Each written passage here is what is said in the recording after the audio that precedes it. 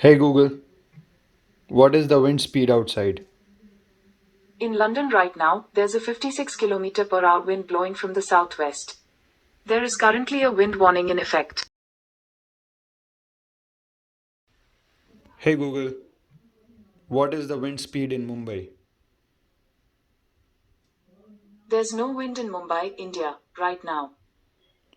Hey Google, what's the wind speed in New Delhi? There's currently no wind in New Delhi, India. तो अब आपको समझ में आया क्यों इंडिया की याद आती है। तो कोई नहीं, अब जा रहे हैं meadow valley trail Pottersburg dog park के पास, और वहाँ पे जाके आज के टॉपिक के बारे में बातें करेंगे। अब वहाँ पे क्यों जा रहा हूँ मैं, इतनी हवा है फिर भी, क्योंकि वही बात मैं यहाँ पे रूम में बैठ के करता या बैकयार्ड में करता तो लोग बोलते भाई बाहर जाके करो, आउटडोर में रिकॉर्ड करो। तो अब वहाँ तक जा रहा हूँ और वहाँ पे रिकॉर्ड करूँगा आप लोगों के लिए। तो आई रियली होप कि आप लोगों को आज के वीडियो में कुछ ना कुछ सीखने को मिले, क्योंकि ये काफ़ी टाइम से मेरे लिस्ट में था, ये मुझे ये बनाना था वीडियो, और बहुत सारे लोगों के एक्सपीरियंसेस के लिए मैं वेट कर रहा था ताकि एक अच्छा सा लिस्ट बने। So let's go. तो जब समर में यहाँ पे मैं आया था तो बहुत ही खूबसूरत लग रहा था, लेकिन अभी तो बहुत ही डरावनी जगह लग रही है। उसमें भी विंड जैसे चल रही है तो पता नहीं। ये है पीछे एक ब्रिज यहाँ का, और ये ब्रिज क्रॉस करके उस बाजू डॉग पार्क है एक। यहाँ पे जैसा आप देख सकते हो कि इसको एक एनवायरमेंटली सिग्निफिकेंट एरिया डिक्लेयर किया है। मेरे पुराने वीडियो जिन्होंने नहीं देखे उनके लिए ये जगह फर्स्ट टाइम है। मैं पहले ये ट्रेल के बारे में मैंने दिखाया था लोगों को। तो ये पीछे जो ब्रिज है उसकी स्टोरी ये है कि ये थेम्स रिवर के ऊपर से होके जाता है। तो आप थेम्स रिवर भी आपको मैं दिखाऊंगा। और इसकी स्टोरी ये है कि यहाँ पे जो फार्मर्स होते थे उनको यहाँ से उस बाजू एक मिल जो हुआ करती थी उसको एक्सेस देने के लिए ये ब्रिज बनाया गया था। और 1965 में यहाँ से व्हीकल्स जो पास होते थे उनको बंद कर दिया गया, लेकिन पेडेस्ट्रियंस आज भी ये ब्रिज को यूज़ कर सकते हैं। तो मैं आपको आज ये ब्रिज दिखाता हूँ और थेम्स रिवर भी दिखाता हूँ जो यहाँ पे है। तो यहाँ पे सारी की सारी ग्रीनरी जब होती है तो बिल्कुल ही अलग लगता है, और अब जब कुछ भी नहीं है तो एकदम लगता है जैसे कोई अलग ही जगह पे आ गए। तो ये वो है ब्रिज।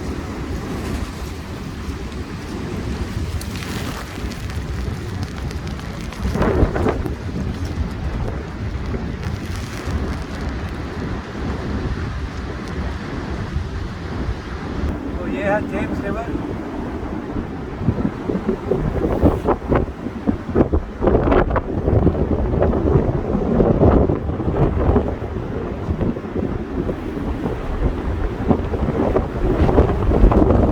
आपको विंड की आवाज़ आ रही होगी और शायद जोर जोर से चिल्ला के वीडियो बनाना पड़ेगा।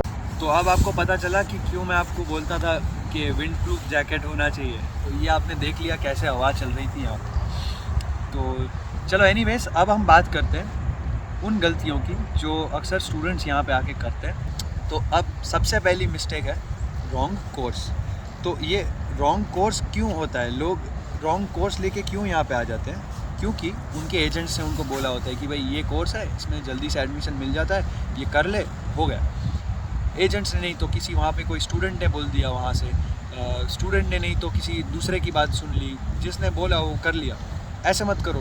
कोर्स ये लेके आओ जो आपको पसंद आए, जिसका आपको ग्रोथ दिख रहा हो और जिसमें आप अपने आप को देख पाओ। कोर्स एक ऐसा होना चाहिए जो आपको भी पसंद आए और वीज़ा ऑफिसर को भी पसंद आना चाहिए। ऐसा नहीं कि आपने जो कोर्स ले लिया बस मन में आया तो ले लिया, लेकिन उसके आपके बेसिक एजुकेशन से भी लेना देना होता है, नहीं तो वीज़ा बहुत सारे के रिजेक्ट हो जाते हैं। तो कोर्स सही सिलेक्ट करो और जेन्युइनली आपको जो पसंद आए, जिसमें आपको ग्रोथ करना है, वो कोर्स करो।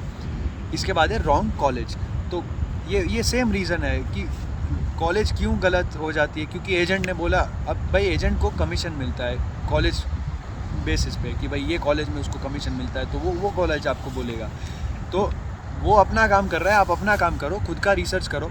आपको पता होना चाहिए कि कौन सी कॉलेज है, वहाँ पे अगर इजीली एडमिशन मिलता है तो क्यों इजीली एडमिशन मिलता है, वो कौन से सिटी में है, उसके आसपास कुछ है या नहीं है, आपका जो कोर्स है वहाँ का उस सिटी में कुछ स्कोप है या नहीं है।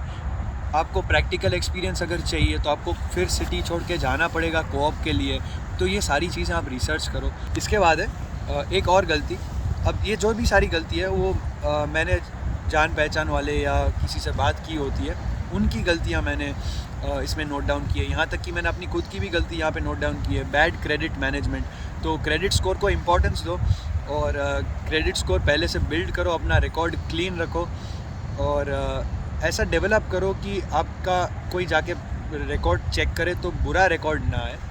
लो तो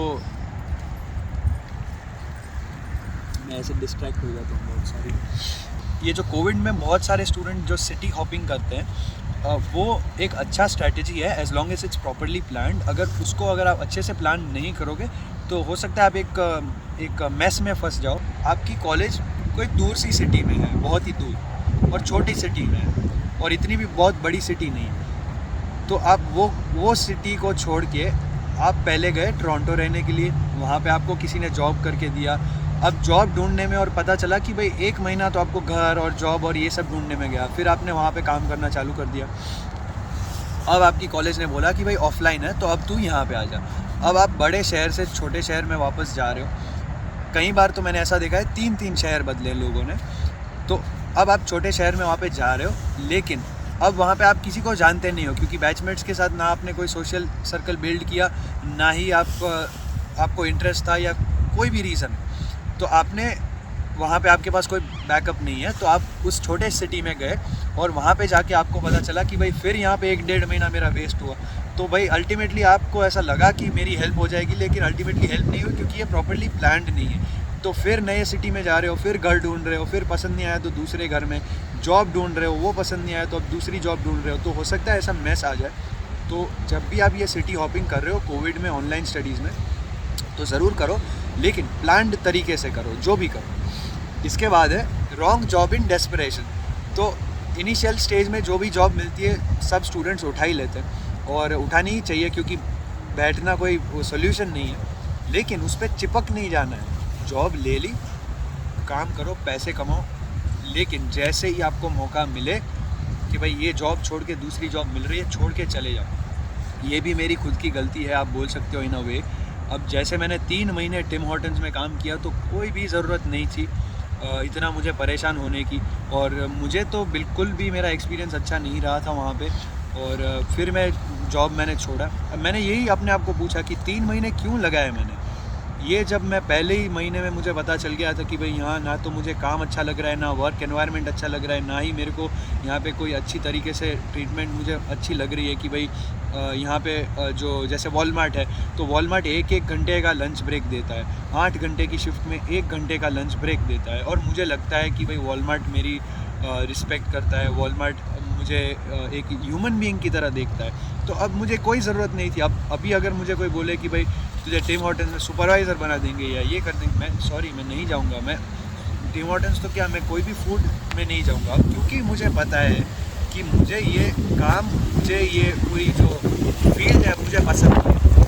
लेकिन मेरे बहुत सारे दोस्त हैं जिन्होंने बहुत ही अच्छा प्रोग्रेस कर दिया। अब 6 महीने में इतना अच्छा उनका परफेक्शन आ गया है कि मेरे एक दोस्त को प्रमोशन मिल गया, मेरी दूसरी दोस्त को बेकर बना दिया टिम हॉर्टन्स में। तो भाई उनको पता लगा कि उनको कंफर्टेबल लग रहा है, तो मैं उनको जाके नहीं बोलता हूँ कि छोड़ दो। जब तक तुमको कंफर्ट दिखता है तो कोई सी भी जॉब हो, जब तक कंफर्टेबल है तब तक रहो। जब डिस्कम्फर्ट आ जाता है या जब आपको पता चलता है कि आपका काम नहीं है, दूसरी जॉब ढूंढने लगो, दूसरी जॉब ढूंढो, इसको रेजिग्नेशन यहाँ पे दे के निकल जाओ।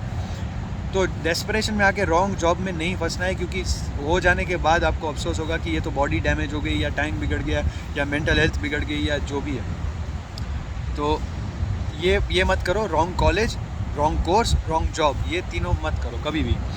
इसके बाद है कॉस्ट कॉम्प्रोमाइज़ इन लाइफस्टाइल। तो भाई $50, $70, $100 बचाने के लिए आप ऐसे घर में रहते हो कि जहाँ पे घुस के आपको मन ही नहीं करता कि ये घर जैसा ही नहीं है। या तो फैसिलिटीज़ नहीं है, या तो लोग अच्छे नहीं है, कोई भी रीज़न है, लोकेलिटी अच्छी नहीं है। कुछ पैसे बचाने के लिए आप अपने आप को ऐसी लाइफस्टाइल मत दो जो आप ऐसी लाइफस्टाइल, ख़राब लाइफस्टाइल आप डिज़र्व नहीं करते हो। आप मेहनत करते हो, आप यहाँ पे पढ़ाई करते हो, फैमिली को छोड़ के आए हो आप यहाँ पे, तो ऐसी लाइफस्टाइल आप मत अपने आप को दो। यहाँ पे आप पनिशमेंट नहीं कर रहे हो कोई, ये यहाँ पे एक हार्डवर्क एक चीज़ है स्ट्रगल एक चीज़ है और अननेसेसरी स्ट्रगल एक बिल्कुल ही अलग चीज़ है कि भाई ये प्रॉब्लम्स ऐसे हैं जो आपको कोई भी उठाने की ज़रूरत नहीं है और फिर भी ज़बरदस्ती आप प्रॉब्लम उठा रहे हो कि भाई कुछ बचाने के लिए। ऐसी सिचुएशन अगर आपकी है कि बहुत सारी लायबिलिटीज़ हैं आपकी और उसमें अगर आपको ऐसा लगता है कि भाई $50 या $100 बचाने से आपको बेनिफिट हो रहा है, जैसे आपका फ़ोन आपने ख़रीदा है तो उसका भाई फ़ोन का बिल मेरा आ जाता है, तो ठीक है, जब तक आप उससे मंजूर हो। जब आपको लगे कि भाई ये अब नहीं रहा जाता तो घर चेंज कर दो। $50 $100 आप कभी भी कमा लोगे, लेकिन मेंटल हेल्थ फिज़िकल हेल्थ से ज़्यादा कुछ भी नहीं है। तो गलत घर में भी मत फंसो, गलत लाइफस्टाइल में भी मत फंसो।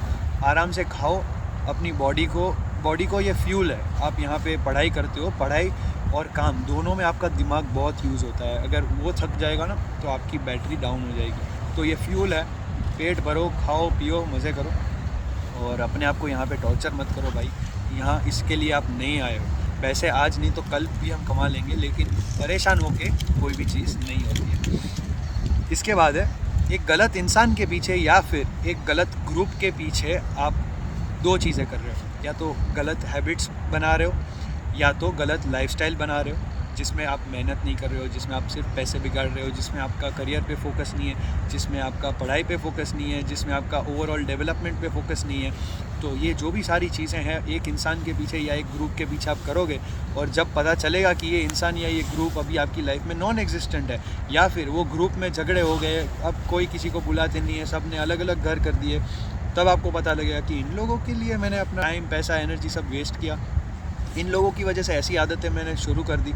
तो भाई सब कुछ सही है, लेकिन टाइम निकल जाने के बाद जो विजडम आता है ना, वो कोई काम का नहीं होता। आप उससे अगली बार प्रिवेंट कर सकते हो या दूसरों को वही गलती करने से प्रिवेंट कर सकते हो, लेकिन जो लॉस हो जाएगा उसको रिकवर नहीं कर सकते आप। टाइम चले जाने के बाद 1 साल पूरा आपने बिगाड़ दिया, कोर्स में कुछ पढ़ाई नहीं किया, नॉलेज गैदर नहीं किया, स्किल्स डेवलप नहीं की और फिर आप सोचो कि मुझे तो जॉब नहीं मिला, मुझे तो फील्ड जॉब नहीं मिल रही है। अरे कहाँ से मिलेगी? हमें मेहनत करनी पड़ती है उसके लिए। हमें नॉलेज इतना करना है कि कोई भी इंटरव्यू में अगर हम जाएँ तो उनको पता चले कि भाई इसको पता है ये किसके बारे में बात कर रहा है, he knows what he is doing, he knows what he is here for. तब जाके आपको अच्छी जॉब मिलती है, सैलरी जॉब मिलती है, अच्छे वेज रेट्स मिलते हैं। इसके अलावा एक और गलती ये भी है कि भाई आप यहाँ पे आके जो स्कैम्स होते हैं उसका एक आप प्रे बन जाते हो कि भाई आपको आके किसी ने कॉल कर दिया कि भाई मैं पुलिस से बोल रहा हूँ, ये है वो है, आपको गिरफ्तार कर देंगे, ये कर देंगे, हम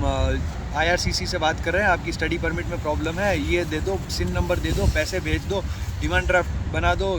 जो भी है ऐसी कोई भी चीज़ ऑफिशियल होगी तो आपको पता चल जाएगी। अनलेस एंड अनटिल आपके सामने पुलिस की गाड़ी आए, उसमें से पुलिस ऑफिसर उतरे, अपने आप को आइडेंटिफाई करे और आपको बोले कि भाई आपके ऊपर ये है, प्रॉब्लम है या जो भी है, कोई भी फ़ोन करके बोले भरोसा मत करो। आज नहीं तो कल जो ऑफिशियल होगा वो आपको वापस कांटेक्ट करेंगे, आपको बोलेंगे, ईमेल आएगा। वेरीफाई करो, आप देखो कि भाई ये कोई स्कैम में तो आप नहीं फंस रहे हो, कहीं पे आपको किसी ने डराया, आप चले गए, आपने पैसे दे दिया, तो ये मत करो। स्कैम्स अवेयर रहो, लोगों से बात करो, यूट्यूब पे वीडियोज़ है वो देखो कि कैसे कैसे स्कैम्स होते हैं और किसी पे भी भरोसा मत करो, specially with your study permit, SIN number और मनी। इसके बाद है फाइनेंशियल प्लानिंग 2 बार, आने से पहले और आने के बाद।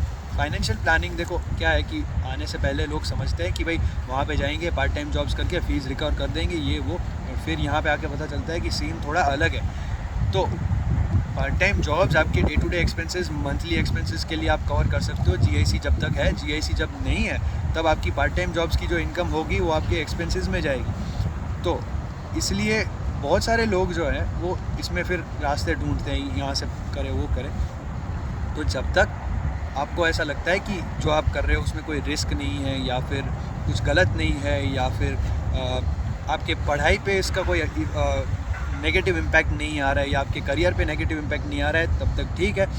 जब आप ये रियलाइज़ कर लोगे कि भाई आने से पहले कि भाई वहाँ पे पार्ट टाइम जॉब से सब कुछ रिकवर करना इजी नहीं है, तो आपकी फाइनेंशियल प्लानिंग पहले से इम्प्रूव होगी। आप बैकअप रेडी रखो, लोन ले लो, कुछ भी करके, लेकिन ऐसा अज्यूम करके मत आ जाओ, क्योंकि कई बार ऐसा होता है कि आ तो जाते हैं लेकिन आने के बाद पता चलता है कि भाई ये तो फ़ीस तो रिकवर नहीं हो रही है और घर से भी अब नहीं मांग सकता या ये भी नहीं हो सकता, वो भी नहीं हो सकता। तो आने के बाद फिर थोड़ा सा ट्रिकी सिचुएशन हो जाता है कि अगर फ़ीस रिकवर नहीं होती है, ये नहीं होती है, तो इसलिए फाइनेंशियल प्लानिंग क्लियर रखो आने से पहले और आने के बाद। और आने के बाद भी फाइनेंशियल प्लानिंग आपका इतना क्लियर होना चाहिए कि भाई वही लायबिलिटीज़ उठाओ जो आप बेयर कर पाओ, और जिसके पास आप बेयर ना भी कर पाओ तो आपके पास सफिशिएंट बैकअप ऑप्शन है। क्योंकि फिर क्या होगा कि कहीं ना कहीं आप लायबिलिटीज़ को फुलफ़िल करने में या तो हेल्थ पे कॉम्प्रोमाइज़ करोगे, या लाइफस्टाइल पे कॉम्प्रोमाइज़ करोगे, या फिर पढ़ाई पे कॉम्प्रोमाइज़ करोगे। और जब तक ये आप मंजूर हो कि भाई ये तीनों चीज़ों के बारे में मुझे नहीं पड़ी, मैं काम करूँगा, मेरी बैक डैमेज हो जाए या मैं थक जाऊँ या जो भी है मुझे चलेगा, तो ठीक है। लेकिन बी प्रिपेयर्ड के कॉन्सिक्वेंसेस भी होते हैं। और फिर एक मिस्टेक ये भी हो जाती है कि भाई आने के बाद आप जो ड्राइविंग लाइसेंस है, DL एक्सट्रैक्ट नहीं है, चलो ठीक है कोई बात नहीं, आने के बाद जल्दी से G1 लाइसेंस आप ले लो। और G1 लाइसेंस आ जाने के बाद आपको एक पता चलेगा कि एक दिन ऐसा आएगा ना जब आपके पास पैसा तो होगा, लेकिन ये लाइसेंस के इतने प्रॉब्लम्स है, आप बोलोगे कि भाई गाड़ी तो मैं कल ख़रीद लूँ, लेकिन मैं चलाऊँगा कैसे, मुझे तो वेट करना पड़ेगा लाइसेंस के लिए। जब तक मेरे पास G2 लाइसेंस नहीं आता मैं तो गाड़ी नहीं ले सकता। तो इन सारी चीज़ों में आप डीले मत करो। तो अब जो एक गलती है वो पहले गलतियों से मिलती जुलती है। कि एक मेरा दोस्त है, उसने बोला कि भाई मेरी तो बोले कोई सेविंग्स ही नहीं है, सब पैसे बोले मैंने उड़ा दिए, बोले मैं कहीं पे भी ना मिलूँ तो मैं पब में या कॉलेज के पास जो बोले पब है, जो बार है, वहाँ पे ही मैं मिलूँगा। और बोले मैंने पूरी स्कूल लाइफ में यही किया है, कॉलेज जाओ, कॉलेज से निकल के सीधा वहाँ पे जाओ। तो अब बात ये हो जाती है कि फाइनेंशियल जो मैनेजमेंट है ना, वो उसमें आपका सेविंग्स को भी एक प्रायोरिटी दो।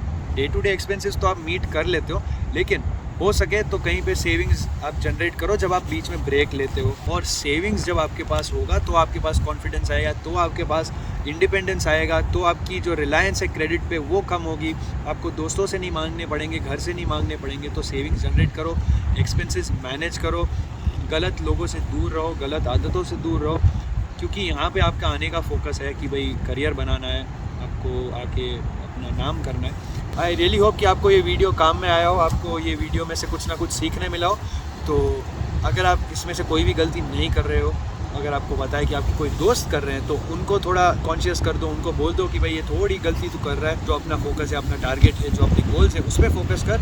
और दोस्तों को हेल्प करो, जान पहचान वालों को हेल्प करो, जितने भी हमारे इंडियंस हैं सबको हेल्प करो। और देखो सबको हेल्प की ज़रूरत है, जैसे मैंने आपको बताया, तो जो भी तरीके से आप हेल्प कर पाओ ज़रूर करना। तो अगर आपको ये मेरा वीडियो पसंद आया हो तो प्लीज़ आपके घर के आसपास कोई भी स्ट्रे डॉग को खिलाओ। अगर आप कनाडा से देख रहे हो तो आपके फैमिली को बोलो कि घर के आसपास कोई भी स्ट्रे डॉग को खिलाए। So with this I will take your leave. Thank you so much.